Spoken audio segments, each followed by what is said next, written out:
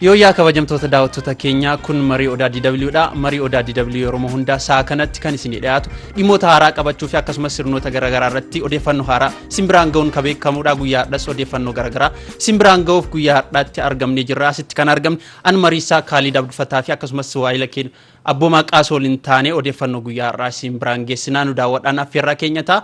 Abboomaa baga nagaa dhuftee jechaa kallattimaan gara marii keenyatti haaseennu akkuma beekamu guyyaa har'aa jalqaba oolmaa Oromiyaa daawwattoota keenya biraan eega geessineen booda achiin booda karaa odeeffannoo haaraa yookaan arganne irratti kan mariisisnu ta'a. Mee hana eegalu guyyaa har'aa oolmaa Oromiyaa keessaa daawwattoonni hedduun nu bilbilaan odeeffannoo garagaraan nu biraan gaa turanii ammas akkuma naannoo Oromiyaa irratti haalli reebiinsa tarkaanfilee humnoonni mootummaa fudhataran daawwattoonni keenya akka nutti himanis ammas katti jabaatee katti hammaatee itti fufaa jirudha. Mee fakkeenyaaf daawwattoonni keenya magaalotaa fi aanota nu bilbilanii nu biraan gaan keessaa yemmuun eeru fakkeenyaa fi oolmaa Oromiyaa keessaa yeroo ammaa kanatti humnoonni mootummaa tarkaanfilee garaagaraa yeroo ammaa kana fudhataa jiran fakkeenyaa fi godina Arsii Lixaa keessatti naannoo magaalaa Shaashamannee keessatti Kofalee Qoree Asaasaa kanneen keessatti humnoonni mootummaa yeroo ammaa kanatti namoolee sadiin walitti waliin deeman faa namoota hedduminaa walitti qabamanii argan faa kanneen irratti tarkaanfii garaagaraa fudhachuudhaan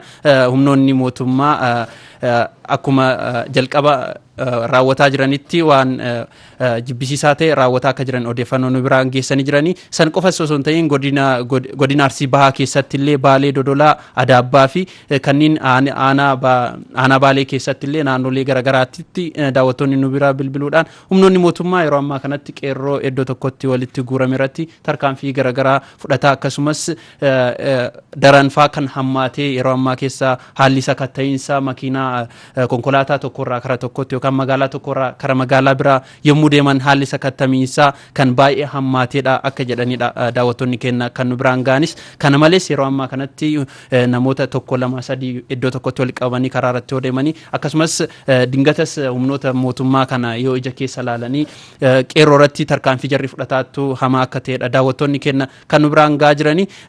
Kana hamma daawwattoonni keenya nu biraan geessan godinoota Arsii Lixaa fi Arsii Bahaati akkasumas keessattuu haalli reebamiinsaa fi yeroo ammaa kana Harargee Lixaa fi Harargee Bahaa keessatti Harargee Lixaa magaalaa Asaboot magaalaa Asoosaa kanneen keessattis akkasumas humnoonni mootummaa yeroo ammaa kanatti qeerroo irratti tarkaanfii jarri fudhataaran hamaa ta'edha. Uummannis nu waliin ta'a waamicha garaagaraa miidiyaadhaanis ta'e nutis geessaa turre akkasumas itti dhiyaachuudhaanis abbootiin biyyaa akkasumas jaarsoliin biyyaa qeerroonis humnoota kanneen itti dhiyaachuudhaan gaafii keenya gaafannee sagalee keenya dhageessifannee mirga abbaa biyyummaa keenya gaafannee wanti nu balleessine tokko illee hin jiru tarkaanfii isin nurratti fudhataattan kun seera qabeessaa miti nurraa dhaabadhaa jedhanii yeroo baay'ee itti himanis akka jarri fudhatanii yookaan ilaalcha isaanii akka wanta jijjiran hin mul'atu. Mee oolmaa Oromiyaa guyyaa har'aa gabaabdinaan yeroo kana ta'u kana bira jiru mee kas bira jiru maal fakkaata daawwattoota keenya biraan gahe? Tolee galatoomii jedhaatiin yaada bal'aa kan kaaste haa ta'u malee wantoota muraasa dabaluudhaaf akkuma asiin dura kaasaatu turre kutaalee Oromiyaa hedduu keessatti yeroo ammaa kanas rakkoon hedduu akka jirudha kan bal'ina argaatu jiru. Keessumaayyuu guyyoota lamaan kanneen guyyoota sadan urgaa as yeroo nooti yookiin maallaqni jijjiiramuudhaan wajji wal qabatee biyya keessatti bakka hedduutti saamamiinsi baay'een akka dhufaa jirudha. Humni poolisii ta'a uummata humnaan yookiin maallaqa nama 5,000 ol qabate irraa qabanii akka fudhataa jiran bal'inaan argineeti jira. Haaluma kanaan kutaalee Oromiyaa hedduu keessatti rakkoon baay'een deemaa akka jiru odeeffannoon nu bira gahaa jira jechuudha. Walumaa galatti yoo ilaalle ammas gagamsi siyaasaa kun biyya kana keessatti cimee akka itti fufee jiruu fi kutaalee Oromiyaa hedduu keessatti rakkoon kun bal'inaan akka kaafamaa jiru kan hubannu Arsii Bahaa yoo fudhanne keessumaa Arsii Bahaa Balee Gasgaar keessattis rakkoon guddaan akka jiru akkasumas gagamsi humna poolisiitiin uummata irra gahaa jiru cimaa akka ta'e bal'inaan kan argaatu jiru. Hidhaan inni nurraa hin dhaabbanne ammas odeeffannoon jedhu jira. Hidhaan ammallee akka hin dhaabbannee fi qaamotiin humna waraanaa mootummaadhaa namoota baay'ee qabanii karaa akka hidhaa jiran keessumaayyuu milishaan isaan jedhaman ganda deemuudhaan uummata qabanii akka hidhaa jiran odeeffannoo argannee jira jechuudha. Waan nama jibbisiisu keessaa immoo gochoonni baay'ee ulfaataa ta'an kanneen akka mana hidhaatti lubbuun lamaas akka darbitee jirtu kan dhagamaatti jiru shawaa keessatti jechuudha. Naannoo shawaatti lubbuun lama dargaggeessa tokko mana hidhaa keessatti akka darbitee jirtu kan agarsiisu. Kun hammam mirgi namoomaa dhala namaa Oromiyaa keessatti akka sarbamaa jiruu fi mirgi namoomaadhaa baay'ee ulfaataa akka ta'e kan odeeffannoo qabnu jechuudha. Kanuma wajji wal qabsiisee si kaasuudhaaf magaalota hedduu keessatti ammas qaala'insi jireenyaa akka jiru bal'inaan kan kaafamaatti jiru. Meeshaaleen dhiyeessi meeshaalee baay'ee akka hin jirree fi qaala'insi jireenyaa lama akka ta'e argaatti akka jiran odeeffannoo daawwattoonni keenya nu biraan ga'anii jiru. Walumaa galatti yoo fudhannee ammas rakkoon guddaan akka jiruu fi keessumaayyuu kutaalee hedduu keessattis hiriiraaf akka qophaa'aa jiran odeeffannoo argannee jirra. Kun maalirraati madda yoo jenne ammas mootummaanis gurra buusuu irraa ka'e mootummaan uummata isaanii dhaga'uu irraa dhabuu irraa ka'e rakkoon kun bal'inaan akka jirudha kan hubadhu. Ammas oolmaa Oromiyaa keessaa rakkoon guddaan akka jirudha. Guyyaa har'aas jijjiiramni baay'een akka hin jirre hubadha jechuudha. Ayyee abboomaa galatoomii kana malees yaadaati kaasee irratti dabaluudhaa fi yeroo ammaa kana yeroo marii kenna kanaan duraa irratti akka haasaa turretti yeroo ammaa kana humnoonni mootummaa fi akkasumas mootummaa hooggansa irra jiru namoolee foddaan jalaa cabee manni jalaa gubatee maallaqa irraa guruudhaan maallaqa akka bakka sana akka buusan yookaan meeshaa barbadaa'e sana akka deebisanii uummata dirqiidhaan akka dirqisiisaaranidha odeeffannoon garaagaraa kan mul'isaa jiru. Kana malees daawwattoonni kenna humnoota mootummaa keessa yookaan akkasumas aangoo mootummaa yeroo ammaa kana jala ta'aniitiin yookaan mootummaadhaaf tajaajilan keessaa hedduu isaanii nu bilbiluudhaan yeroo ammaa kanatti waajjiraaleen mootummaa garaagaraa yeroo ammaa kana mootummaan uummata irratti tarkaanfii garaagaraa fudhachuudhaan akkasumas haalli uummanni keessa jiru yaaddoo guddaa keessa isaan galcheeru yeroo ammaa kanatti waajjiraalee garaagaraa irratti akka hojiin dhaabbateedha hojii hojjetaa hin jiranii hojjedhaa fi hojjetinaa irratti haalli wal mormiin akka jiraatudha kan mul'isu. Mee oolmaa Oromiyaa keessaa eega kana haasofnee booda mee dhimmoota marii kenna guyyaa har'aa daawwattoota keenya biraan geessinutti haa dabarru. Mee guyyaa har'aa akkasumas yeroo har'aa guyyaa har'aa kana mariin muummichi ministeeraa akkasumas warroonni fayyaas waltajjii adeemsaniirani. Mee walgahii irratti adeemsan irratti dhimma filannoo irratti ilaalchiseetiin dhimmi filannoo akka adeemsifamuuf murtoon murtaa'eera karaa warroolee fayyaa biraan mee kanarratti mee yaada haa kaasnee mari'annu. Fakkeenyaaf yeroo jalqabaa filannoo kana adeemsisuudhaaf wanti gufuu ta'e keessaa tokko COVID-19 yookaan dhibee vaayirasii koronaadha.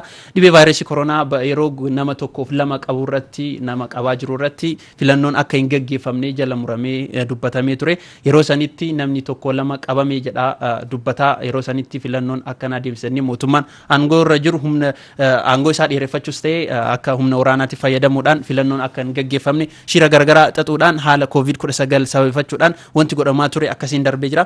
Yeroo ammaa kanatti mee haalaallu namooleen yeroo ammaa kanatti akka addunyaatti miti akka biyya keenyaatti yogguu laallu namooleen baay'een dhibee kanaan akka saaxilamanidha akka qabamaa jiranidha kan mul'isu.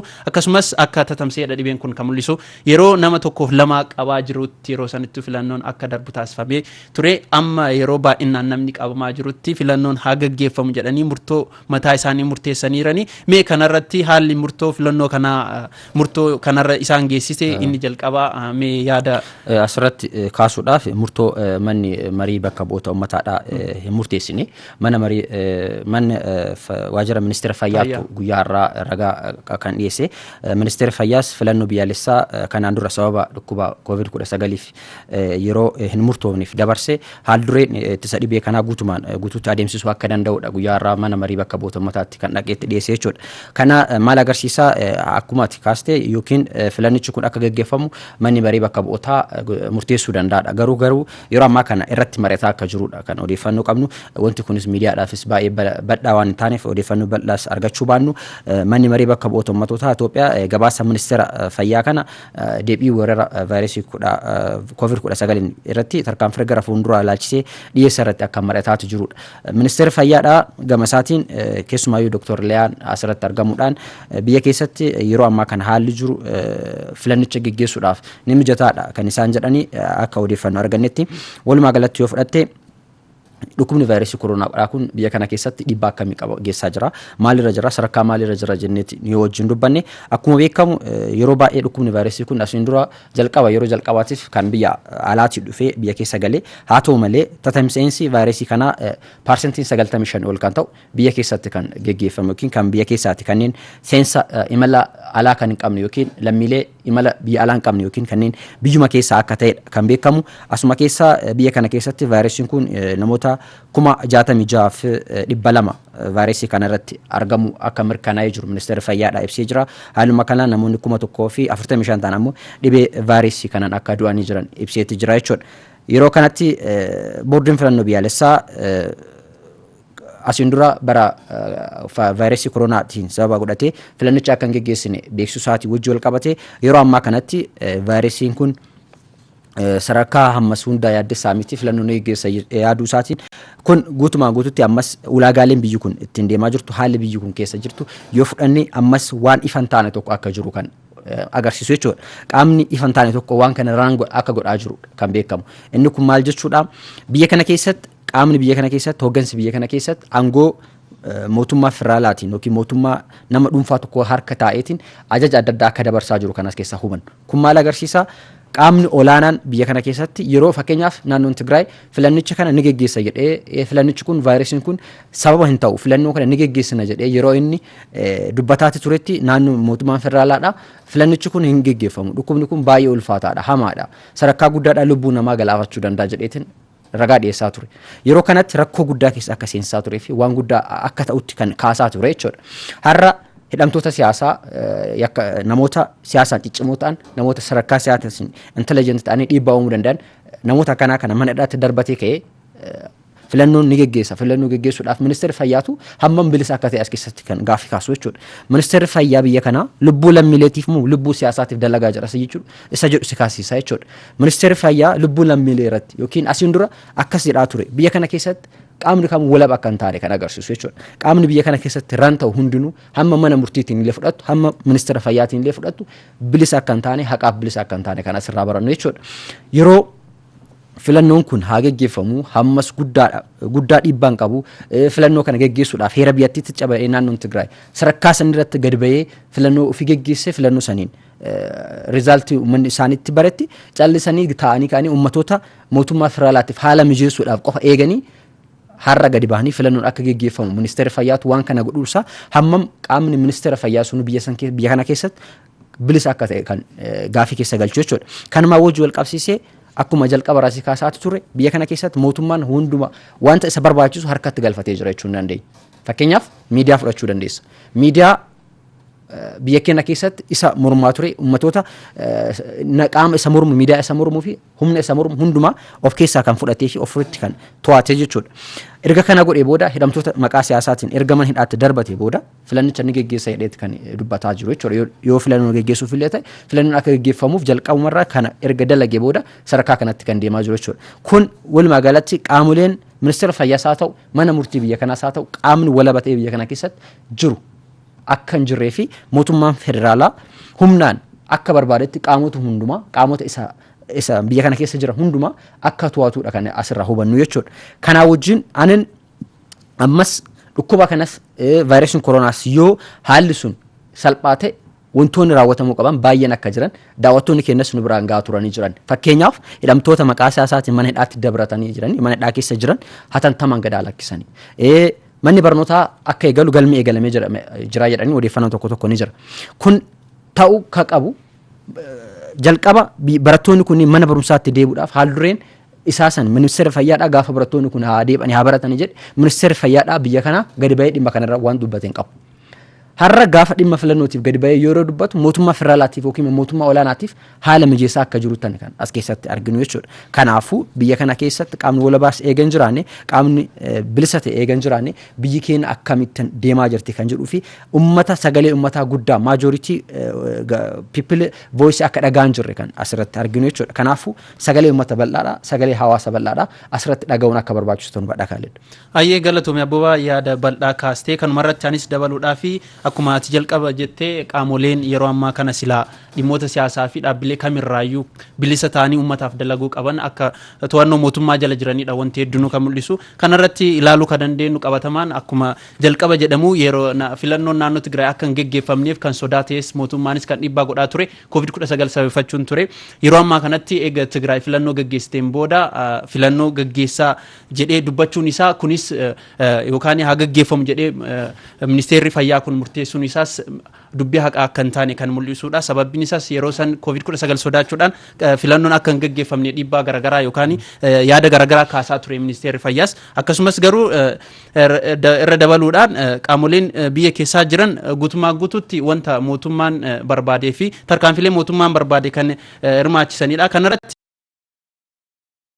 mul'isaa jiru filannoon gaggeeffamuu qabu humnoota yookaan namoota isaa waliin dorgoman waliin kan gaggeessuu qabu filannoo yeroo ammaa kanatti akkuma argaa jirru qaamoleen silaa filannoo isaa waliin dorgomanii filannoo adeemsisuuf barbaachisan mormitoota warroolee paartii ta'an mana hidhaa keessa jiranii daawwattoota hunda birattuu gaafii keessa galcheeraa eenyu waliin filannoo akka gaggeessu namoolee kanneen hanga hiikamanii moo osoo hiikamanidha filannoo kan gaggeeffamudha yaada daawwattoota keenya bira jiru hundaadha. Mee kana malees isa odeeffannoo yookaan marii kenna isa lammaffaatti haa gallu ceesnu tarkaanfilee yeroo kana adeemsa mootummaan paartiin biltsiginnaa kun yookaan hoggansa irra jiru adeemsa itti deemu kanaan wal qabsiisee akkasumas kanaan duras godinoota garaagaraa akka biyya keessa jiran Oromiyaa keessattis akkasumas biyya alaatis seenaataroonni garaagaraas akkasumas dhaabbileen idil addunyaa garaagaraas mootummaa kanarratti haala adeemsa isaa balaaleffachuudhaan guyyaadhaan kara guyyaatitti ibsa garaagaraa baasaa turuun isaa kan beekamudha. Mee kanumaan wal qabsiisee guyyaa kaleessaa fi hadhas